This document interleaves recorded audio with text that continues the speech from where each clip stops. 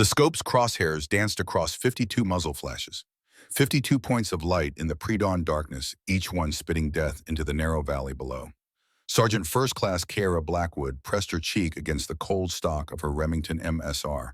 Her breath came in measured intervals. In, hold, out. The rhythm she'd learned 8 years ago. The rhythm that had kept her alive through 3 deployments.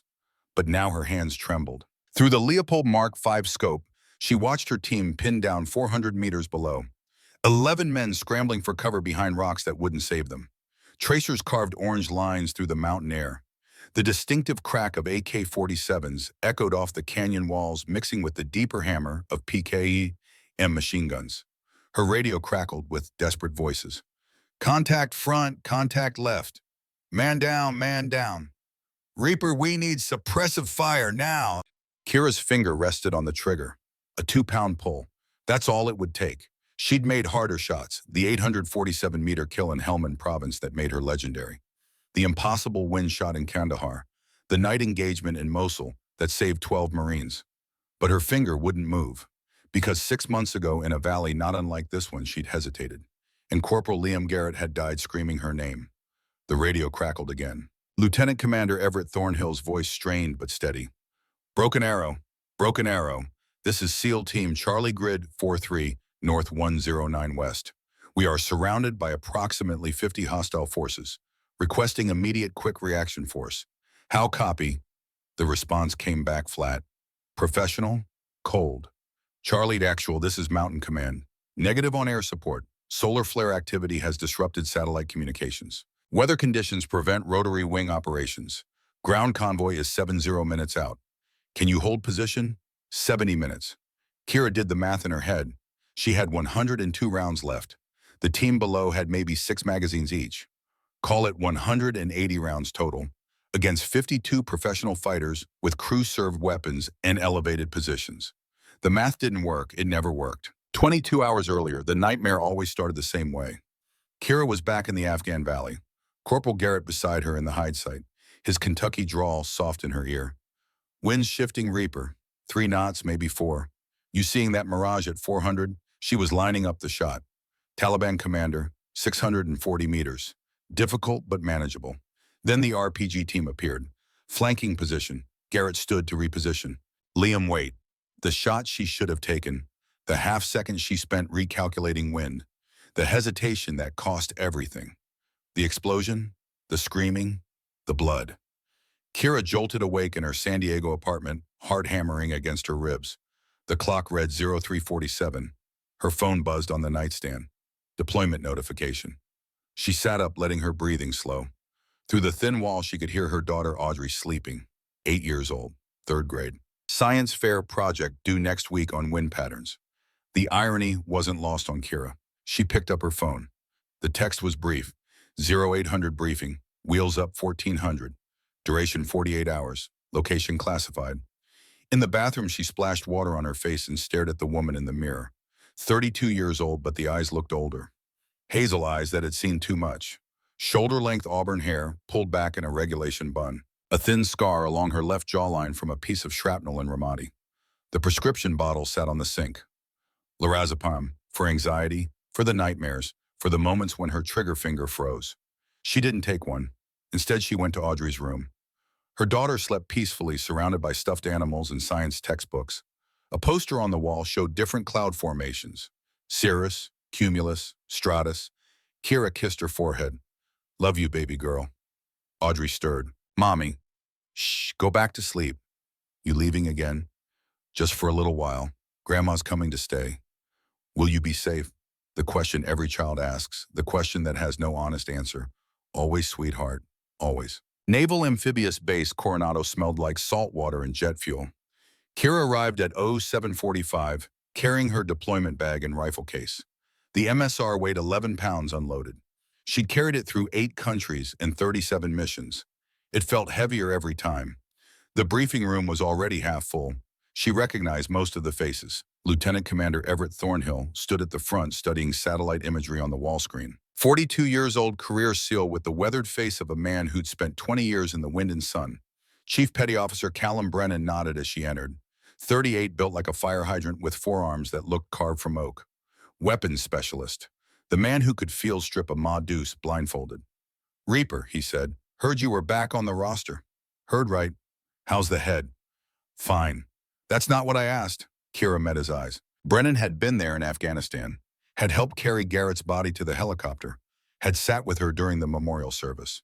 I'm good to go, Callum. Wouldn't be here otherwise. He studied her for a long moment, then nodded. The rest of the team filtered in. Petty Officer First Class Bennett Ashford, their communications specialist. Hospital Corpsman, Second Class Graham Sterling, the team medic. Petty Officer Second Class Finn Gallagher's demolitions expert with a baby face and a talent for making things explode. The experienced operators. Then the younger ones. Wyatt Sullivan, Declan Hayes, Rowan Carter, all in their mid to late 20s. Good men, solid operators, and the three rookies. Owen Brooks, Lachlan Murphy, Colton Wade, early 20s, fresh from training. This would be their first real-world operation. Kira remembered being that young, that eager, that convinced of her own immortality. Thornhill called the room to order. Gentlemen and lady, listen up. The satellite image on the screen showed a mountain valley. Narrow, steep walls, heavy forest cover. 48 hours ago, NSA intercepted communications suggesting a private military contractor group is operating a training facility in the Wind River, Range, Wyoming. Grid coordinates 43 North 109 West. This location does not appear on any official maps. The valley is completely uncharted. Thornhill clicked to the next image. Infrared satellite footage showed heat signatures, buildings, vehicles. Intel suggests 15 to 20 hostile styles, light weapons, minimal defensive preparations. This appears to be a temporary training camp for contractors heading to overseas operations. Brennan raised a hand. Who's hiring them? Unknown, but the presence of an unauthorized paramilitary training facility on U.S. soil is a federal concern. Our mission is simple. Infiltrate. Gather photographic intelligence. Identify personnel if possible. Extract. No engagement unless absolutely necessary. Thornhill's eyes swept the room. This is reconnaissance only. We go in quiet. We stay quiet. We leave quiet. Questions? Kira raised her hand. Rules of engagement, sir. Defend yourselves if compromised. But our primary objective is intelligence gathering, not body count. He clicked to the next slide. Topographical map. Insertion point is here, 15 clicks north of the target valley. We hump in under darkness. Kira, you'll take overwatch position on this southern ridge, 220 meters elevation above the valley floor. You'll have clear sight lines for the entire operation. The ridge position looked good. Solid cover, multiple egress routes, clear fields of fire. Kira nodded. Understood, sir. Wheeler up is 1400 hours. Weather window is tight. We insert at 0400 local time. 48 hours on the ground maximum. Any problems we extract early. This should be straightforward. Brennan muttered under his breath. Famous last words. They flew north in two UH-60 Blackhawks. The afternoon sun painted the California coast gold, then the Nevada desert copper, then the Wyoming mountains silver. Kira sat in the troop compartment performing her pre-mission ritual. She opened her rifle case and began the inspection. Remington MSR, modular sniper rifle, chambered in .338 Lapua Magnum, effective range 1800 meters in the right hands. She disassembled the bolt, checked the firing pin, examined the extractor, reassembled it with practiced movements. Then the scope. Leupold Mark 5 HD, 5 to 25 power magnification, 35 millimeter tube. She checked the turrets. Elevation, windage, parallax adjustment. From her pack, she pulled out her dope book. Data on previous engagement. Handwritten notes from hundreds of shots. Distances, wind calls, temperature, humidity, altitude. Every variable that could make the difference between a kill and a miss, between life and death. Her magazines held 5 rounds each. She'd packed 24 magazines, 120 rounds of Sierra Match King 250 grain bullets, boat tail hollow points, ballistic coefficient of .670, muzzle velocity of 2,850 feet per second, numbers, calculations, variables she could control. Unlike everything else. Across the compartment, Owen Brooks was checking his gear for the third time. The rookie's hands moved with nervous energy. This was his first operation outside of training. Kira remembered that feeling, the mix of excitement and terror. She caught his eye. Brooks, you good? He looked up, tried to smile, failed. Yes, Sergeant. First time, That obvious, you've checked your kit 3 times in 10 minutes. Relax. Check it once. Trust your training. What if I freeze up? The question hit closer than he knew. Kira leaned forward. You won't. You know why? Because your team is counting on you. And when your brothers need you, your body takes over. Training kicks in. You do what needs doing. She hoped it was true. She hoped she believed it. The helicopter banked, beginning its descent. Through the window, Kira could see mountains, endless peaks covered in pine and aspen. The Wind River Range stretched across western Wyoming like the spine of some ancient creature. Beautiful, remote, unforgiving. The crew chief held up 5 fingers. 5 minutes. The team performed final checks. Kira loaded a magazine into the MSR but didn't chamber a round. Not yet. She slung the rifle across her back and checked her sidearm. SIG Sauer P 226, 15 rounds of 9mm, just in case. The Black Hawk flared, settling into a mountain clearing. Trees bent in the rotor wash. The crew chief slid the door open. 30 seconds. The team rose as one. Kira was fourth in line. She could see the landing zone through the open door. Rocky clearing, dense forest beyond. Darkness broken only by the helicopter's running lights. Go, go, go! They piled out. Kira hit the ground weapon up, scanning her sector. The second Black Hawk was landing 50 meters away, disgorging the rest of the team. Then the helicopters were gone, the rotor noise fading into the mountain silence. 12 SEALs alone in the wilderness. Thornhill's voice came through the radio, low, calm. Comms check, sound off. One by one, the team reported in. When everyone was accounted for, Thornhill gave the order. Move out, tactical column, night vision, noise discipline. They moved through the forest like ghosts. Kira's PVS-31 night vision goggles turned the world green. Trees became shadows. The trail ahead glowed faintly from starlight. Her boots found purchase on the rocky ground. Heel to toe, minimizing noise. The MSR across her chest barreled down ready. They hiked for 3 hours, 15 kilometers through mountain terrain. The altimeter on Kira's watch climbed steadily. 8,000 feet, 9,000, 10,000. The air grew thin, cold. Each breath visible in the night vision as a faint green mist. At 6:30, they stopped to rest.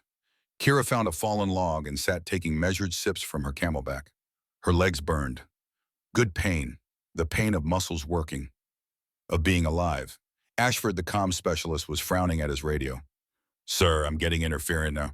Thornhill moved to his position. What kind? Not sure. Solar activity? Maybe satellite comms are sketchy. I'm getting maybe 60% signal strength. Can you work with it? For now, but if it gets worse, monitor it. Let me know if it degrades further. Kira felt the first tingle of unease. Communications were their lifeline. Without satellite support, they were on their own. Thornhill must have sensed the team's concern. We adapt. We've operated in comms blackout before. If it comes to it, we go old school. Stay sharp. Stay together. We'll be fine. They moved out again. The sun rose behind them, painting the mountain peaks orange and gold. Kira pulled off her night vision and let her eyes adjust to natural light. The forest was beautiful. Aspen trees with bark like paper. Douglas fir reaching toward the sky. A stream cutting through the valley below, water so clear she could see the rocks on the bottom. It looked peaceful. But Kira had been in enough places that looked peaceful. Afghanistan looked peaceful from a distance. Iraq looked peaceful. Syria looked peaceful. Right up until the shooting started. At 08:30, Sterling called a halt. He was kneeling beside the trail, examining something in the dirt. Chief, you need to see this. Brennan and Thornhill moved forward. Kira shouldered her rifle and scanned the tree line. Force of habit, always covering. What you got, Doc? Sterling pointed at the ground. Boot prints. Fresh, maybe 3 days old. Thornhill knelt beside him. How many? Hard to say. At least 20, maybe more. Military-grade boots, Vibram soles, same pattern as our Salomons. Could be hunters. 20 hunters, moving in tactical formation. Look at the spacing. Kira moved closer. Sterling was right. The prints showed discipline, equal spacing, staggered line, the kind of spacing you learned in military training, not civilians. Thornhill's jaw tightened. Could be our contractors. Means we're close. They continued with increased caution. Weapons came up. Spacing widened. Every man scanning his sector. The valley opened up ahead. Kira could see it through the trees. A narrow ravine carved between 2 mountain ridges, maybe 400 meters long, 80 meters wide. Perfect for a training facility. Also perfect for an ambush. But that thought came later. Thornhill hand signaled. The team spread out. Kira moved to the southern ridge, climbing through the rocks to her overwatch position. 220 meters above the valley floor.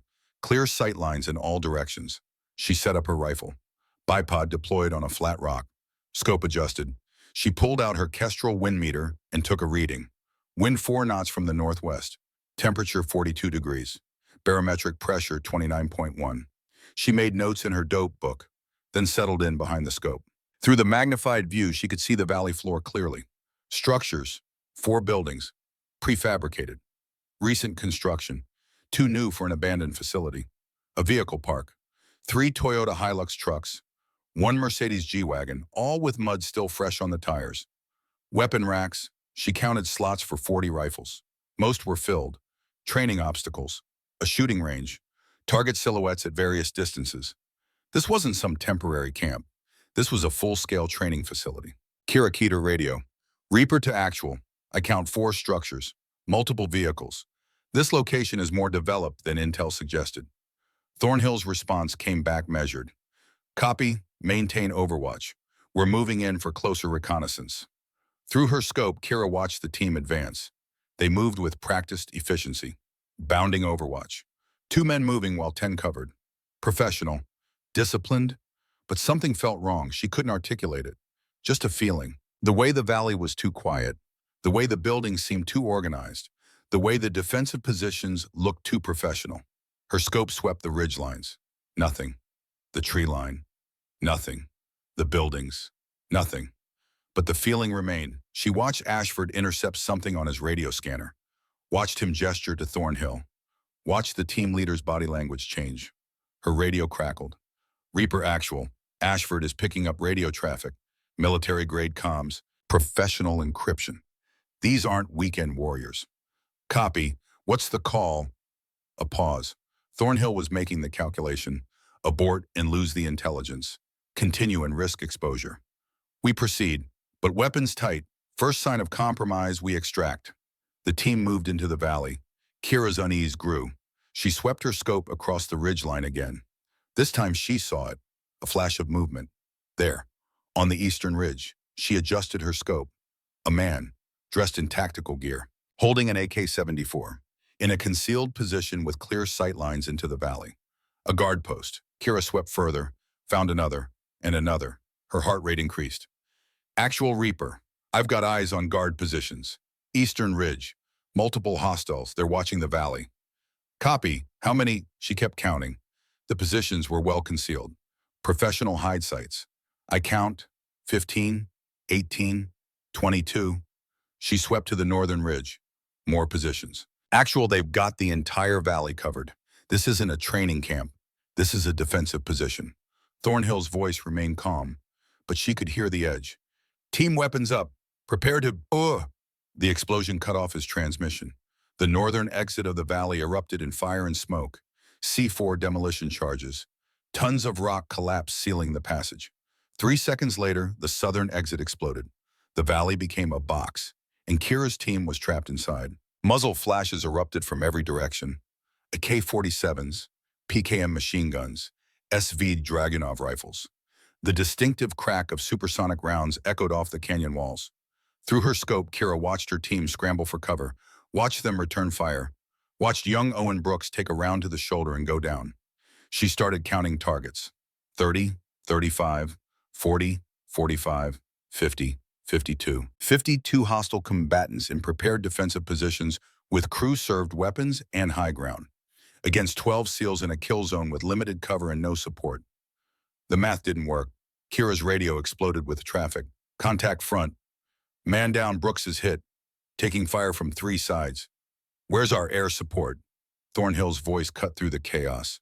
Mountain Command, this is SEAL Team Charlie. Broken Arrow. We are in a prepared ambush. 50 plus hostiles. Grid 4-3, North 109 West, Unknown Valley. Requesting immediate quick reaction force and close air support. How copy? The response came back through heavy static. Charlie actual, negative on support, solar flare, satellite disruption, helicopter operations, ground convoy, 70 minutes. Can you hold? 70 minutes. Kira chambered around in her MSR. The bolt cycled smooth. the cartridge seated with a solid click. She acquired her first target, Eastern Ridge. Machine gunner, range 420 meters. Wind 4 knots northwest. She adjusted her scope, 1 minute of angle right, half minute up. Her finger found the trigger, 2 pounds of pressure, but her hands were shaking. Through the scope, she saw Colton Wade take a round to the chest, saw him fall, saw Doc Sterling drag him behind a boulder. She saw Liam Garrett falling in Afghanistan. Heard his screams. Her finger froze. Reaper. We need suppressive fire now. But she couldn't move. The valley below had become hell. Tracers cut through the air like angry hornets. Bullets sparked off rocks. The team was being systematically destroyed. And Kira Blackwood, the legendary sniper with the 847-meter kill, couldn't pull the trigger. Then the radio crackled with a new voice. Calm, professional, elderly, but strong. Seal Overwatch. This is Sentinel. Breathe, daughter. You're overcorrecting the wind. Adjust 1 minute of angle right and shoot. Kira's breath caught. Who the hell? A different sound cut through the chaos. A sharp, authoritative crack that stood out from the AK fire and machine guns. 400 meters away, the machine gunner on the eastern ridge jerked. His head snapped back. He fell. The crack came again. Another hostile dropped. The elderly voice returned, still calm, like he was teaching a rifle course instead of fighting for survival. Seal Overwatch. I count 52 hostiles. You adjust your breathing and start helping your team. They're counting on you, just like Garrett counted on you. Don't let them down. Not again. Kira's hands stopped shaking. She didn't know who Sentinel was, didn't know how he knew about Garrett, didn't know where he was shooting from, but she adjusted her scope 1 minute right, found her target, and pulled the trigger. The MSR kicked against her shoulder. Through the scope, she saw the target fall. Her first shot since Afghanistan. Clean kill. The radio crackled again. That's it, Reaper. Now keep shooting. I'll take the hard targets. You protect your team. We're going to get them out. Together. Kira chambered another round. In the valley below, 11 SEALs fought for their lives. On the ridgeline above, a mysterious guardian started evening the odds. And Sergeant First Class Kira Blackwood began to remember who she was. The battle for the unnamed valley had begun. Kira chambered another round. The brass glinted in morning sun before disappearing into the MSR's chamber with a solid click. Through her Leopold scope, she acquired her second target, Eastern Ridge, 480 meters. A hostile with an SVD Dragunov tracking her teammates below. The wind had shifted, northwest to north. She felt it on her left cheek, adjusted her scope. 1 minute of angle right, half up for distance, exhaled to the natural pause between heartbeats. Squeezed. The MSR bucked, the familiar punch against her shoulder. Through the scope, she watched physics manifest. The 250-grain bullet covered 480 meters in 0.63 seconds. Struck the target's center mass. The man with the Dragunov fell backward. Didn't move again. 2 confirmed kills in 40 seconds. Her hands no longer shook. The mysterious voice returned through her radio, calm as a man ordering coffee instead of directing combat. Good shot, Reaper. Clean follow-through. Proper breathing discipline. Now target at your 10 o'clock. 520 meters, pink shirt behind the gray boulder. He's their field commander, directing fire teams via radio. Take him. Kira swept her scope left, found the boulder, found the man. He was partially concealed. Only upper torso visible, holding a radio, gesturing to units across the valley. She calculated angles, wind, distance, bullet drop. I don't have a clean shot. He's got hard cover. You don't need clean. See the granite boulder to his left. Shoot it, ricochet. 18-degree deflection angle. Aim 2.3 feet left of target. Kira hesitated. Ricochet shots existed in theory, in advanced ballistics textbooks, in stories instructors told about legendary snipers from wars long past. Not in real combat. Below her position, Declan Hayes screamed. A round had torn through his thigh. Doc Sterling was crawling through incoming fire to reach him. Bullets kicked up dirt around the medic. Any second one would find him. Reaper. Sentinel's voice carried absolute certainty. Trust the mathematics. Trust yourself. I've made this shot 100 times. Now you will too. Shoot. Kira ran the numbers. Granite was hard. Crystalline structure. The .338 Lapua had enough mass to maintain integrity through deflection. The angle looked viable if the surface was smooth enough. If, maybe, possibly. Hayes screamed again. She aimed at the boulder, 2 feet left of the target, held her breath, felt her heartbeat slow, fired. Through the scope, she watched a miracle of physics. The 250-grain projectile struck granite at approximately 2,400 feet per second.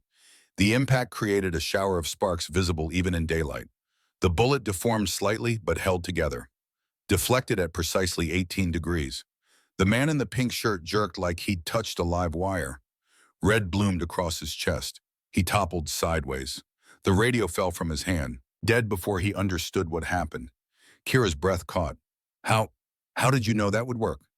35 years of practice, daughter. Mathematics doesn't lie. Physics doesn't change.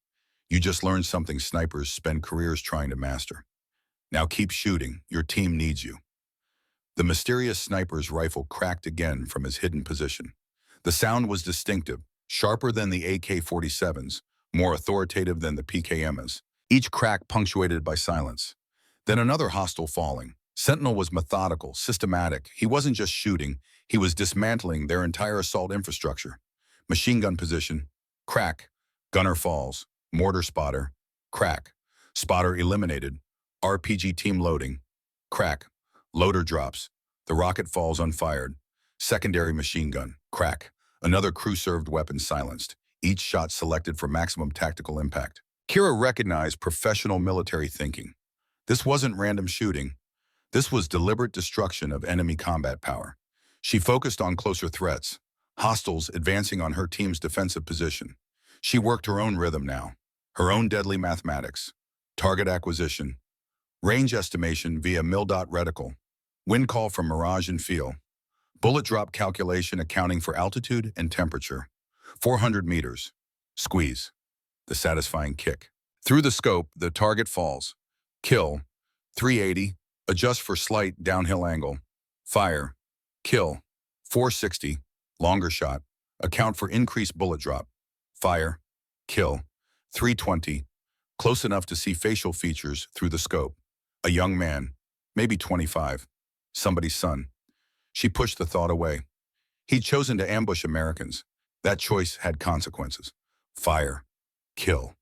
Her magazine ran dry. She performed the reload with muscle memory, ejected the empty 5-round magazine, reached to her chest rig, retrieved a fresh magazine, loaded, chambered, back on scope. The entire process took 4 seconds.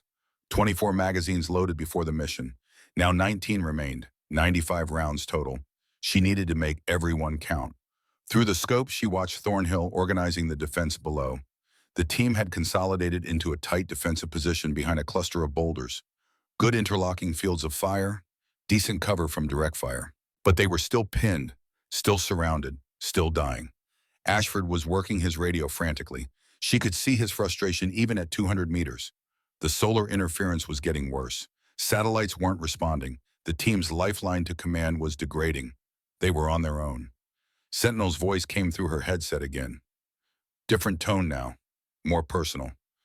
Kira Blackwood, 8 years with Naval Special Warfare. 3rd deployment, Afghanistan. 2nd, Iraq. Designated marksman, qualified at age 26. Youngest female graduate in the program's history. She kept scanning for targets, but her mind raced. How do you know my record? That 847-meter shot in Helmand Province, summer of 2019. Taliban commander, extreme heat, mirage making range estimation nearly impossible. But you made the shot, saved a Marine patrol.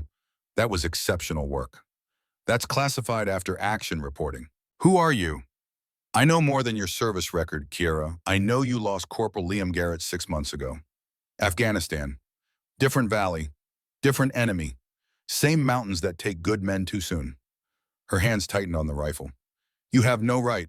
I know you blame yourself. I know you've been seeing Dr. Patricia Morrison at Naval Medical Center, San Diego. Tuesdays at 1400. I know you almost didn't deploy on this mission. Almost turned it down because you weren't sure you could pull the trigger when it mattered. The words struck like physical blows. That information wasn't just classified. It was personal, private, known only to her therapist, her commander, and herself. How could you possibly? Another crack from Sentinel's rifle. Another hostile eliminated. I know. He continued, his voice gentler now. Because I trained Liam Garrett 12 years ago, advanced sniper course. He was talented, dedicated. Reminded me of someone. The world seemed to slow. Kira's finger rested on the trigger, but she wasn't seeing through the scope anymore. You're lying. He carried a photo in his helmet. His uncle, Master Chief, Navy Cross recipient. Liam wanted to make him proud. Wanted to be like him. We talked about it during night watches. During those long hours between missions, when men tell each other truths they don't share anywhere else. Kira remembered. She'd seen that photo. Had held it after Garrett died. An older man in dress blues. Severe face, but kind eyes that seemed to understand things others didn't. Master Chief Silas Garrett, Liam's uncle, reported killed in action. Gulf War 1991. Body never recovered. His uncle died 33 years ago. Did he? Before she could respond, Sentinel's tone changed, sharp, urgent, combat-focused. Hostile squad, you're 6 o'clock, 300 meters, moving through the dead ground to flank your team's position. I don't have the angle from here. You need to engage immediately. Kira spun, acquired the targets through her scope. 6 men moving with professional fire and movement tactics, bounding from cover to cover, covering each other's movement. These weren't militia. These were trained soldiers. She took the lead man first. 310 meters. Slight uphill shot. She aimed high to compensate. Center mass. Fired. He dropped mid-stride. The others scattered. Professional reaction. They'd been under sniper fire before. Kira tracked the second man. He dove behind a rock outcropping. She waited. Counted. Human psychology said he'd peek to locate the shooter. 3 seconds. 2. 1. His head appeared. She fired. The round struck the rock 6 inches from his face. He jerked back. But Kira had already adjusted. The .338 Lapua wasn't just powerful. It was devastating against cover. She aimed at the rock itself, sedimentary stone, porous, soft compared to granite, fired. The 250-grain bullet punched through 18 inches of sandstone like it was cardboard. The man hiding behind it died before he heard the shot that killed him. Beautiful shooting, Sentinel said, approval in his voice. You're learning faster than Garrett did. He'd be proud. They fell into a rhythm after that. 2 snipers working as one unit despite being separated by distance and anonymity. Sentinel called targets Kira couldn't see from her position. Mortar team, Northern Ridge. Behind the tall pine. Range 700 meters. Kira found them. Adjusted for extreme distance. Fired. The mortarman fell. Spotter, you're 7 o'clock, 540 meters. Behind the rusted vehicle frame. She acquired, calculated, fired, kill. Kira engaged threats Sentinel couldn't angle on from his elevated position. I've got 3 hostiles advancing up the western draw, 200 meters from Thornhill's position. Take them. She did. 3 shots. 3 kills. 11 seconds total. The coordination was perfect. Seamless. Like they'd been working together for years instead of minutes. The enemy was reeling. Their coordinated assault dissolving into chaos. Command structure eliminated. Heavy weapons crews dead. Numerical advantage evaporating under precision fire from 2 invisible angels of death. 43 hostiles became 39. 39 became 34. 34 became 31. But victories always have costs. Through her scope, Kira watched young Owen Brooks trying to apply a tourniquet to his shoulder wound. Watched his hands shake. Watched blood soak through the bandage faster than he could tighten it. Watched Colton Wade lying too still behind a boulder. Doc Sterling kneeling beside him, checking for pulse. Finding none. Sterling's head dropping in defeat. 2 dead, 4 wounded, against 31 remaining enemies. The math was improving, but it was still bad math. Her radio crackled with Thornhill's voice. Reaper, Sentinel, ammunition status check. Kira counted her remaining magazines. 17. 85 rounds. Reaper has 85 rounds remaining. Sentinel's response came slower than before. His breathing sounded different, labored, strained. Sentinel has adequate supplies for current tactical requirements. Something in his voice made Kira pause. The calm was still there, the professional tone. But underneath, she heard something new. Pain. Sentinel, you hit negative, continue engaging targets. But she heard the lie, recognized it. She told the same lie herself after Garrett died, after the therapist asked if she was okay, after her mother asked if she was sleeping. I'm fine. The universal lie of warriors who aren't fine at all. The enemy heard it too.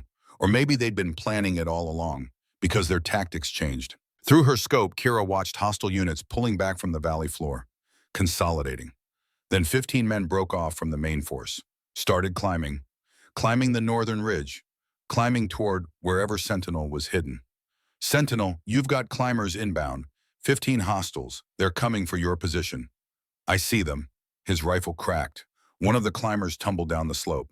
I'll handle it. What's your exact position? I can provide covering fire. If I tell you you'll see me, can't have that. Not yet. This isn't a game. No, Sentinel agreed. His rifle cracked again. Another climber fell. It's not, but some things need to remain mysterious, daughter. Keep your focus on the valley. Protect your team. I'll manage the climbers. Kira swept her scope across the northern ridge. The terrain was brutal, steep, lots of dead ground where she couldn't establish sightlines. The climbers were using the terrain expertly, bounding from cover to cover, coordinating movement. These men knew what they were doing. Sentinel's rifle cracked. A third climber fell, but 13 remained, moving fast, getting closer. Reaper, Sentinel's breathing was definitely labored now. I need 90 seconds. Can you buy me that time? What are you doing? Relocating to secondary firing position. On my mark, I'll expose my location briefly. You'll see the muzzle flash. Engage any targets you can acquire during my movement. Understood. Sentinels, if you expose yourself, they'll converge on. That's why I need you ready. Kira's heart hammered. This was insane, but she understood tactics. Understood that sometimes the only way out was through. Ready. Mark, a muzzle flash bloomed on the northern ridge, 800 meters from Kira's position, higher than she'd expected, nearly at the ridgeline's peak. Sentinel had been shooting downhill at extreme angles this entire time. The climbers saw it instantly, oriented on the flash like sharks toward blood. Open fire. The distinctive chatter of AK-47s on full automatic. Tracers arcing toward the position. Kira engaged, found the lead climber in her scope. 540 meters. Moving target. Uphill angle. She led him by 2 body widths. Squeezed. The round caught him center mass. He tumbled backward down the slope. Didn't stop rolling for 30 feet. She worked the bolt. Brass ejected. New round chambered. Back on scope. Second target. 510 meters. Stationary. Firing towards Sentinel's position. Easier shot. Fired. Kill. Third climber. 580 meters. Behind a tree. She waited. Patience. He leaned out to shoot. She fired the instant he exposed himself. The round took him in the throat. He fell. 60 seconds. Sentinel's voice. Definitely strained now. Kira engaged a fourth climber. 500 meters. Moving. Missed by inches. Adjusted. Led more. Fired. Hit. The man went down clutching his leg. Not a kill, but he was out of the fight. 4 down, 11 still advancing. She swept for another target. Found one. 495 meters. Centered the crosshairs. Fired. Kill. 30 seconds. 10 climbers left. They'd closed to within 200 meters of Sentinel's last known position. Some were firing. Kira could see tracers converging on the ridgeline. See bullets kicking up rock and dirt. She engaged rapidly now. Fired. Work the bolt. Fired. Work the bolt. Fired. 2 more down. 8 climbers remaining. 10 seconds. Get down. Kira dropped behind her rock. A mortar round exploded where Sentinel had been. Then another, and another. The enemy had called in their mortar team, bracketing fire on Sentinel's last position, walking the explosions across the ridgeline in a methodical pattern designed to kill anyone in the impact zone. Through the explosions, Kira heard a sound that made her blood freeze. A grunt of pain over the radio, sharp, involuntary, the sound a man makes when he's trying not to scream. Then labored breathing, ragged, wet. Sentinel status. A pause, more labored breathing. I'm operational, just an explosion. Closer. The radio cut out for 2 seconds. When it came back, Sentinel was moving. She could hear it, the rustle of gear, heavy breathing, a muffled curse. Just took some shrapnel, left shoulder, nothing critical, I'm moving to... He stopped. Kira heard him catch himself, probably stumbled. Moving to secondary position now, but his breathing told a different story. The breathing of a man badly hurt, trying to maintain operational capability through discipline and will alone. Sentinel, how bad is the wound? I've had worse. Just need to reach the next position. She heard him moving, each breath labored, each movement costing him. Talk to me, Sentinel. Keep talking, so I know you're conscious. Bleeding, not arterial. Can manage it with field dressing. Just need to... His voice trailed off. She heard the sound of him stopping, of fabric tearing, the sharp hiss of pain being bitten back. What are you doing? Field dressing, one-handed, not as easy as the manuals make it look. You need proper medical attention. What I need is to keep shooting. Your team's still in trouble. He was right. Through her scope, Kira could see the valley. The remaining hostiles had consolidated. 31 fighters in prepared positions. They'd stopped the direct assault, but were regrouping, setting up for something else. Crew-served weapons being repositioned, teams moving with purpose, coordinating. They were preparing for a final push. Sentinel, they're massing for assault. I count 31 hostiles. Still too many for my team to handle with current ammunition levels. Then we keep thinning the herd. His rifle cracked, weaker than before, the sound slightly off. But a hostile spy fell in the valley below. I can still shoot. But she could hear it wasn't true. The shot had taken longer to set up. The follow-up was slower, the precision degrading. He fired again, missed. Kira heard him curse, something she hadn't heard him do before. Wind shifted, didn't account for. He trailed off. Sentinel, you can't shoot effectively wounded. Let me take the shots. You just call the targets. Guide me like before. A long pause. Just the sound of his labored breathing. Pain being processed. Pride being swallowed. You sure you can handle it? I've been learning from the best, haven't I? A weak laugh. Pained but genuine.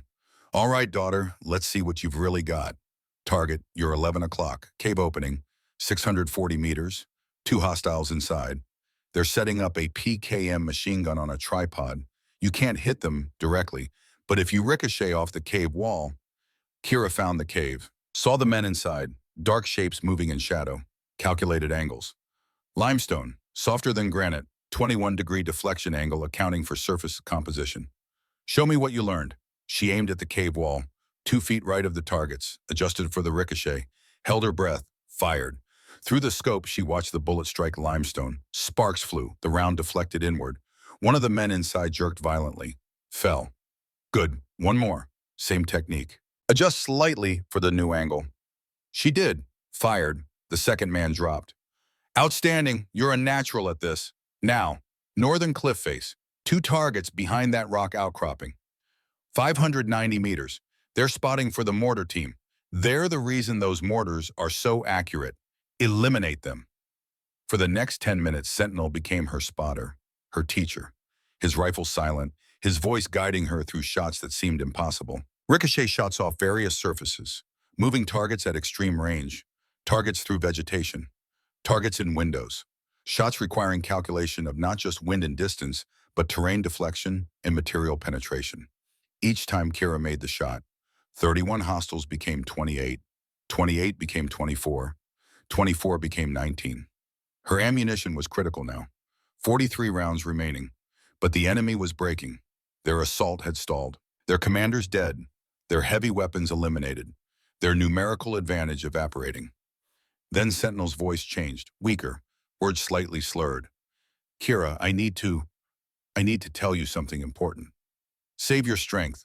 No, listen, that cave shot, the ricochet's technique. Liam's uncle taught me that 40 years ago in a valley in Iraq during the First Gulf War. Different war, same principles, same mathematics of deflection and angle. Sentinel, please. He was the best sniper I ever saw, Master Chief Silas Garrett, and he'd be proud of you today, just like Liam would be. You understand, you've done nothing wrong, not in Afghanistan, not with Garrett's death. You've done everything right. You're exactly the warrior you're supposed to be. Stop talking like you're dying. I'm not dying, I'm just tired. Lost more blood than I calculated for. Vision's getting blurry on the edges. Hands shaking too much to maintain steady sight picture. Then we extract. My team can secure a perimeter. We can get you out. No, mission's not complete. 19 hostiles still active. Your team's still in danger. Still pinned. Still low on ammunition. We can handle 19. With what ammunition? Ask your team. Check their status. Kira keyed into the team frequency. All units ammunition check. Report. The responses came back grim, each one worse than the last. Brennan, 1 magazine, 4 grenades. Gallagher, half magazine. Sterling, 3 rounds total. Sullivan, 1 magazine -4. One by one the team reported. The math was brutal.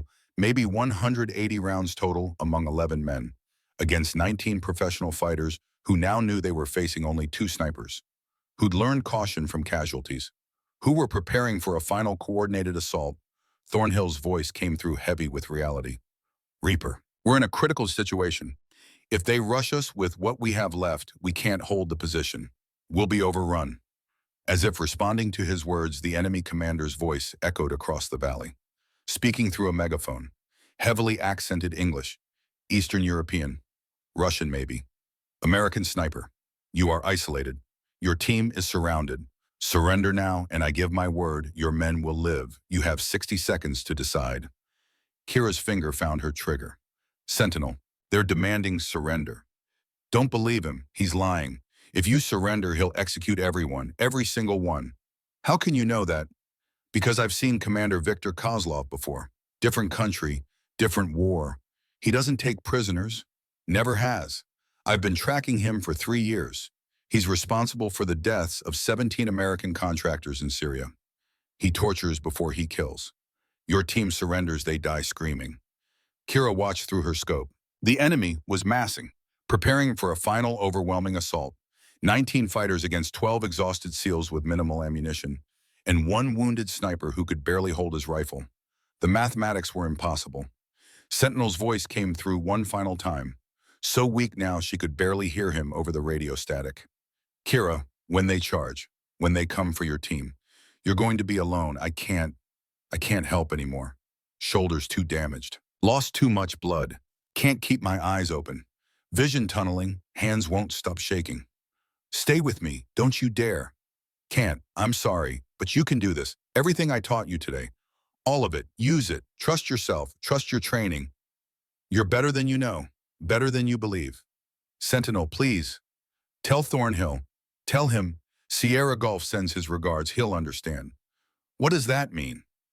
But Sentinel's breathing was fading, each breath more shallow, more distant. The only easy day, well, was yesterday. Finish it, Reaper. For Garrett, for all of them. Show them what his student, what his guardian, became. The radio went silent, complete, absolute silence. Through her scope, Kira saw the enemy begin their assault. 19 fighters emerging from cover, moving in coordinated fire teams, using proper fire and movement tactics, professional, deadly, determined. She checked her remaining ammunition, 43 rounds. Checked the distance to the first wave, 380 meters. Did the mathematics. Impossible. But Liam Garrett's voice echoed in her memory, from a different valley, a different time, a different war that felt exactly the same. Reaper impossible just means nobody's done it yet. Be the first. Kira Blackwood chambered around, settled behind her scope, controlled her breathing using everything Sentinel had taught her in the last hour. In, hold, out. Below her, 11 SEALs prepared for their final stand. Above her, somewhere on the northern ridge, her mysterious guardian lay wounded and unconscious.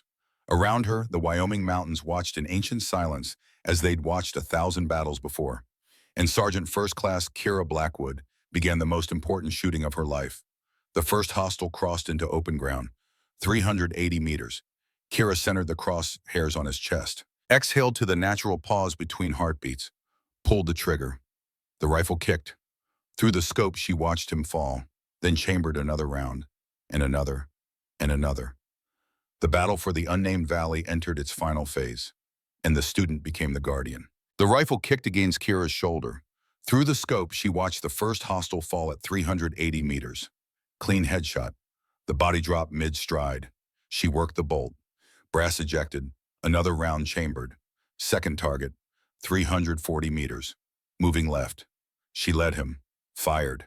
Center mass. He went down. 41 rounds remaining. The enemy kept coming. Fire and movement. Professional tactics. They'd learned caution from the casualties they'd suffered, but they were committed to now. All or nothing. Third target, 410 meters. Behind cover. She waited. Patience. He leaned out to fire at her team below. She put a round through the gap. Kill. Fourth target, 290 meters. Closer now, sprinting between rocks. Moving target. Difficult. She tracked him, led by 3 feet. Fired. The round caught him in the shoulder. Not a kill, but he was down. 38 rounds. The second wave was moving. 6 fighters advancing in a coordinated rush, trying to close the distance, trying to get inside her effective range where their automatic weapons would dominate. She engaged rapidly. Controlled breathing, smooth trigger press, follow through, 270 meters. Kill, 320. Kill, 360. Kill. The wave faltered. The surviving fighters dove for cover. 35 rounds, 13 hostiles remaining. Kira's hands were steady. Her breathing controlled. Every shot counted, every movement deliberate. This was what 8 years of training had prepared her for. This moment, this impossible stand. Below her, Thornhill's voice rallied the team. Reapers thinning them out. Prepare to counter-assault on my mark.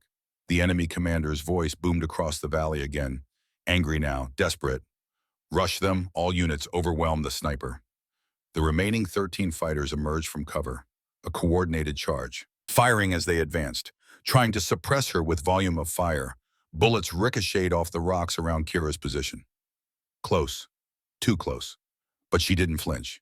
She adjusted her scope. Acquired targets. Fired with mechanical precision. 300 meters. Kill. 280. Kill. 330. Kill. They were at 250 meters now, inside the range where their AK-47s could hit accurately. Rounds snapped past her head. One struck her pack. Another sparked off the boulder beside her. Kira shifted position, rolled left, came up behind a different rock, back on scope. 290 meters. Kill. 260. Kill. 28 rounds remaining. 8 hostiles still charging. Her team opened fire from below. The combined pressure caught the enemy in a crossfire, but the SEALs' ammunition was nearly exhausted. Their shots came in sporadic bursts instead of sustained fire. Kira kept shooting. 240 meters. Kill. 220. Kill. 6 enemies left. 15 rounds in her rifle. Then her radio crackled. Sentinel's voice. Weak, fading, but carrying something new. Something final. Kira, listen. There's something I need you to know. She fired. 80 meters. Kill. Sentinel, save your strength. No, you need to hear this. That day, Afghanistan, when Garrett died, I was there. Kira's finger froze on the trigger. What? 800 meters out, in the rocks. I saw the RPG team, saw them flank. I took the shot. I killed 3, but the fourth got Garrett before his voice broke. The invincible guardian. Breaking. I'm sorry, Kira. I'm so sorry. I tried to save him, but I wasn't fast enough. Not good enough. And I've been trying to make it right ever since. Watching over his teams, over you, trying to. Twist number 7, the revelation hit like a physical blow. Sentinel had been there, had tried to save Garrett, had been carrying the same guilt she'd carried, the same burden. Silas, the only easy day was yesterday, daughter. Now finish it. Finish what we started. For Garrett, for all of them. Show them what his student became. 65 meters. Kira fired through tears. Kill. 50 meters. Fired. Kill. 3 enemies remained. 7 rounds left. But these 3 were veterans. They split up, used cover, moved unpredictably. Kira's vision blurred. Not from tears now, from something else. Clarity, purpose, understanding. Garrett's death wasn't her fault, wasn't Sentinel's fault. It was war, chaos, the mathematics of violence where good men died despite everyone's best efforts. But what mattered was what came after, how you honored them, how you protected the next generation. She tracked the first remaining hostile. He disappeared behind a boulder. She counted. 3 seconds. His head appeared. She fired. Temple shot. Kill. 2 enemies. 4 rounds. The last 2 broke. Professional fighters who understood when odds turned impossible. They retreated, sprinting back toward the northern exit. Kira acquired the first. Easy shot. Fleeing target at 100 meters. Her finger touched the trigger, then released. She let them go. Let them carry the story.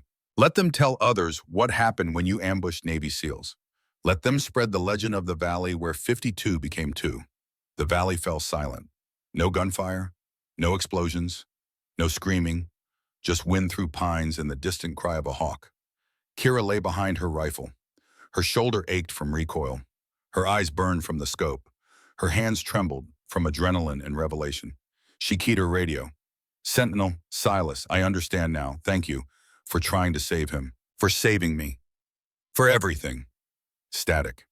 Sentinel, nothing. Silas. Only wind answered. Kira secured her rifle with shaking hands. Started climbing down. The descent took forever. Each step heavy, each breath difficult. When she reached the valley floor, Brennan met her. His tactical vest shredded, blood on his sleeve, but alive. Hell of a shooting reaper. She couldn't speak, couldn't process. Just nodded. Casualties. Brennan's face went hard. Owen, Colton, both gone.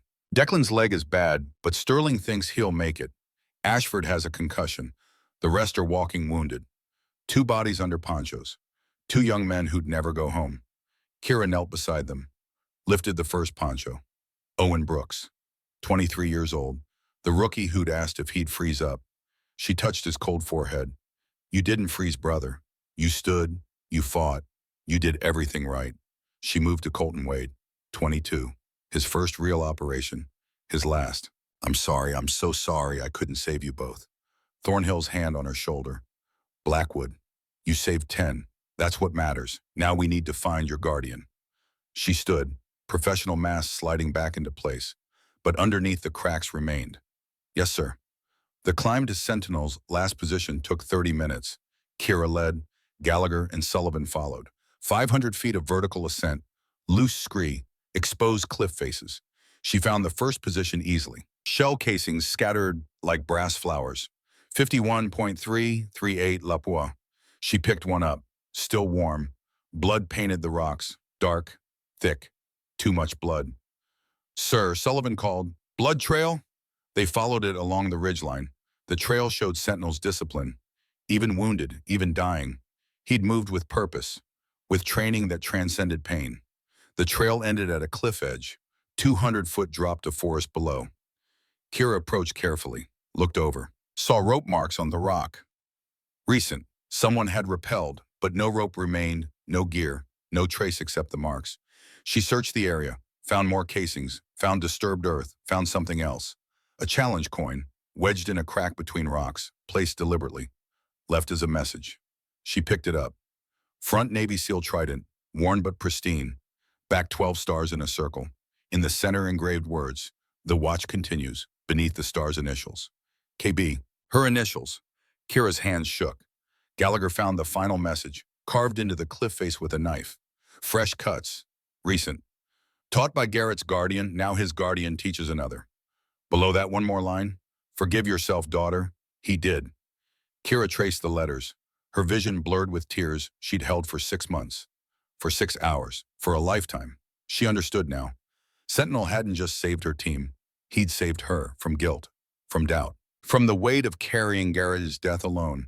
He'd shown her the truth, that good people try their best, that sometimes it's not enough, that the only way to honor the fallen is to protect the living. She pressed her forehead against the rock. Let the tears come. Thank you, Silas. Thank you. The wind carried no answer, but she felt it anyway. Approval, release, permission to move forward. Sullivan touched her shoulder gently.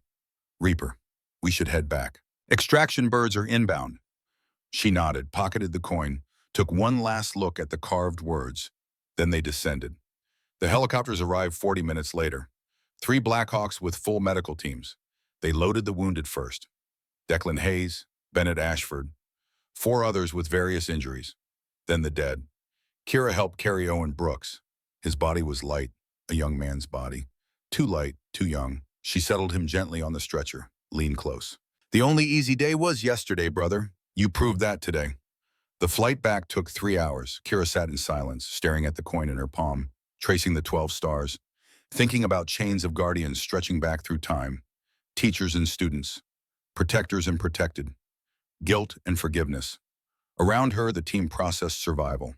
Some slept, some stared, some talked in low voices about impossible shots and mysterious angels. No one mentioned Sentinel directly. Not yet. But Thornhill watched her. She saw understanding in his eyes. He knew, not details, but enough. The debriefing came 48 hours later. Conference room at Naval Special Warfare Command. Thornhill, Brennan, Kira, Senior leadership. Two men in suits who didn't introduce themselves. The senior suit spoke first. Lieutenant Commander Thornhill, your after-action report mentions an unidentified friendly sniper. Elaborate. Thornhill's face remained neutral. At approximately 0700 hours while under heavy fire from 52 hostiles, my team received fire support from an unknown shooter. Radio call sign Sentinel. His intervention was decisive. Visual confirmation. Negative. He maintained radio contact but never revealed his position. The suit turned to Kira. Sergeant Blackwood, you were Overwatch. You must have seen something. She met his eyes. Muzzle flashes, Northern Ridge, 800 meters from my position. By the time I reached that location, the shooter had evacuated. But you found evidence. She showed photos, casings, blood, carved message, the coin. The suits examined them, exchanged glances. The coin, where is it? My possession. We'll need it for investigation. Kira's hand moved to her pocket. Protective. Thornhill interrupted. Gentlemen, with respect, this individual saved 12 American lives. I'm interested in thanking him, not investigating him. The senior suit's expression hardened. An unidentified sniper on U.S. soil is a security concern. Then good luck finding him. The junior suit opened a file. We've analyzed the ballistics, the positions, the tactics. They match historical patterns, specifically operations conducted by Master Chief Silas Garrett. Reported killed in action 1991, Gulf War. Body never recovered. The name hung in the air. Master Chief Garrett would be 68 years old. And if he survived, Thornhill said, spent 33 years perfecting his craft, some men get more dangerous with age. The suits weren't pleased, but they closed their files. Official records SEAL Team Charlie successfully defended against hostile forces. 2 KIAs occurred during extract under enemy fire. No mention of Sentinel. No investigation. This conversation never happened. As they filed out, the senior suit pulled Kira aside. Off the record, Sergeant. If you ever contact this individual, we'd like to know. Off the record, sir, I'd respectfully decline. He studied her, then nodded. Thought you might. The coin, keep it. Means more to you than us. 3 months passed like water through fingers. Kira returned to San Diego, to Audrey, to the apartment that felt both familiar and foreign. The nightmares changed. She still dreamed of Afghanistan. But now Garrett wasn't dying. He was teaching, showing wind calls, talking about deflection angles. And sometimes an older man stood beside him. Gray beard, kind eyes, watching with approval. She slept through the night for the first time in 6 months. The Navy promoted her, senior sniper instructor, teaching the next generation at SEAL Training Command. She discovered a gift for it, patience, precision, able to break complex ballistics into simple truths. One afternoon, demonstrating ricochet technique, a student asked the inevitable question. Instructor Blackwood, where'd you learn this? She was setting up the shot. Granite boulder, target behind it, calculating angles that seemed impossible. From someone who believed in me when I didn't believe in myself. She fired. The bullet sparked off granite, deflected, struck target center mass. The students erupted in amazement. Kira smiled, almost heard Sentinel's voice. Good shot, daughter. At night, she researched, used her clearance to access old files, learned about Silas Garrett, service record spanning 20 years, Navy Cross, Silver Star, 4 Bronze Stars with Valor, specialty long-range precision, Overwatch operations, Guardian Angel tactics, last known operation, Desert Saber, February 1991, Overwatch for Marine reconnaissance. Team survived, Garrett vanished. Official status, killed in action? Presumed. But she found something else, buried deep in classified archives. A pattern, 1984. Beirut. Marine survivors reported sniper support. No friendly snipers in area. 1985. Mogadishu. Rangers pinned down, unknown Overwatch eliminated 15 hostiles. 1986. Iraq. SEAL Team 5 extraction. Unidentified shooter.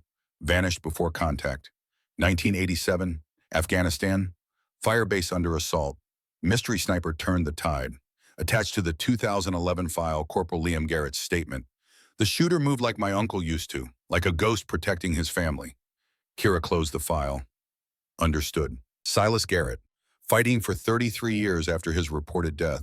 Protecting, watching, guarding those who couldn't guard themselves. Some warriors never stopped. On a Saturday, Kira took Audrey to the beach. They flew a kite, watched wind catch fabric, saw it dance. Mommy, you seem different. Different how? Happier. You don't check your phone at night. Kira smiled at her daughter. Someone reminded me what matters. Who Pam? A guardian angel. Audrey looked at her with serious 8-year-old eyes. Are they real? Kira thought about Sentinel's voice, about impossible shots, about forgiveness carved in stone. Yes, baby, they're real. That evening an email arrived. No sender, encrypted, GPS coordinates and a time. Wyoming wilderness, 20 miles from the valley. She shouldn't go. Could be anything. But she knew better. She requested leave, told Audrey it was Navy business, kissed her daughter, drove north. The coordinates led to a remote cabin, so isolated it didn't exist on maps. Kira approached weapon ready, every sense alert.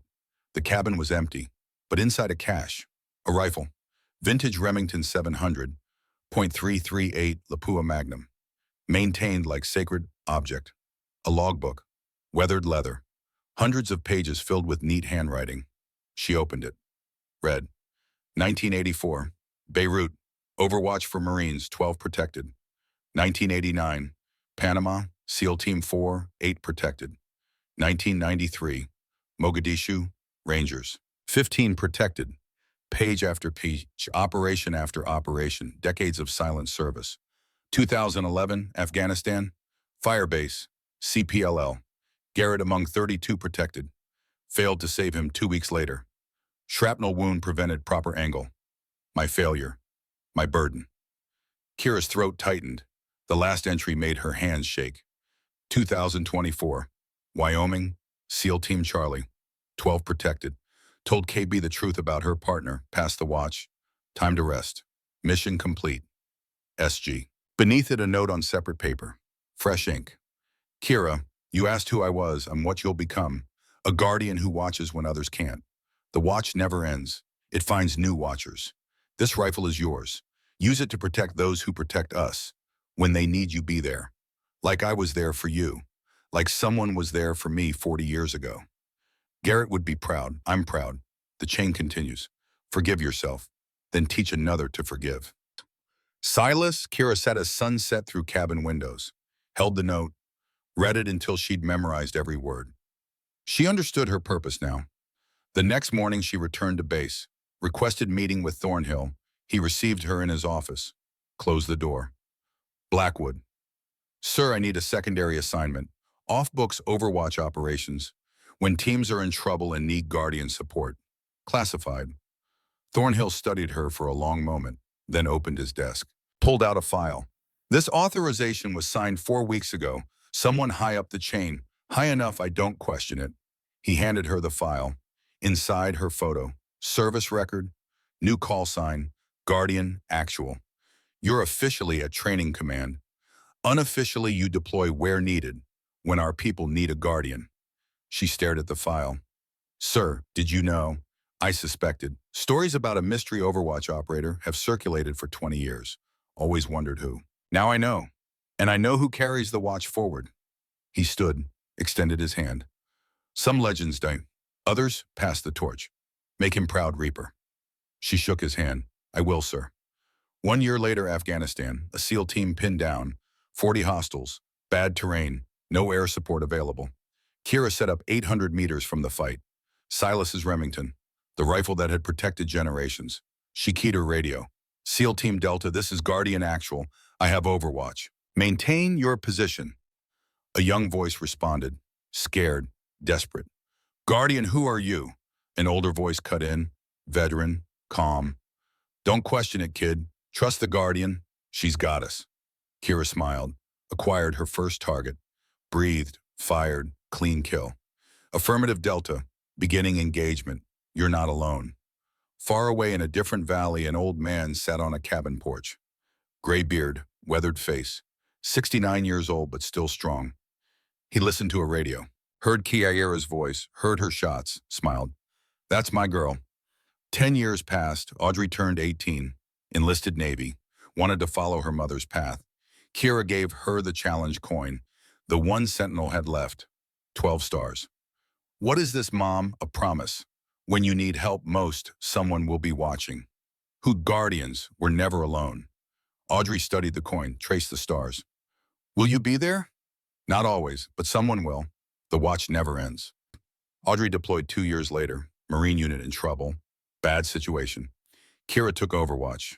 Two ridge positions, one for her, one for her radio crackled. Guardian actual, this is Guardian 2, in position. That voice, older, weaker, but unmistakable. Guardian 2 identify. A familiar chuckle. You know who this is, daughter. Some of us can't stop. The watch is too important. Silas, you're supposed to be retired. Tried it, didn't take. Turns out some men aren't made for rocking chairs. We're made for mountains, for protecting good people. Below them, Marines moved into danger. Above, two Guardians settled behind rifles. Ready when you are, daughter. Kira chambered around. The only easy day was yesterday. Now you're learning. They began to shoot. 30 years after Wyoming. Audrey Blackwood stood before a SEAL training class. 48 years old, senior sniper instructor, following her mother's path. She held up a coin. My mother gave me this. Her guardian gave it to her. His guardian gave it to him. The chain goes back generations. Protectors watching protectors. Some serve in uniform, some in shadow, all serve the same purpose, keeping warriors alive. A student raised his hand. Instructor, is that real or just a story? Audrey smiled. Next time you're pinned down, out of options, listen carefully. You might hear a voice you don't recognize. Might see help from impossible places. And if that happens, don't question. Just trust the guardian. She pocketed the coin. They've got you. In the back, an older woman sat quietly. 72 years old, gray streaking auburn hair, weathered face, kind eyes still sharp. Kira Blackwood listened to her daughter teach. Felt pride. After class, Audrey approached. Good lesson. Learn from the best mom. They walked the base together, mother and daughter, both guardians. Deployment orders came, Audrey said. Syria, bad terrain. They asked if I wanted Overwatch. What did you say? Yes, it's what we do. Kira nodded, saw herself in her daughter, saw Sentinel in herself, saw the chain continuing. Be careful. Always. Remember, you're never alone out there. Audrey touched her pocket where the coin rested. I know. Somewhere in mountains, an old man cleaned a rifle.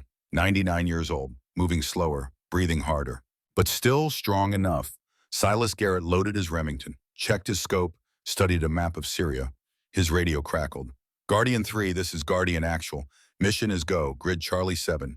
Multiple teams in contact. Audrey's voice. Third generation. Latest link in the chain. Silas smiled. Copy actual. Guardian 3 moving to position.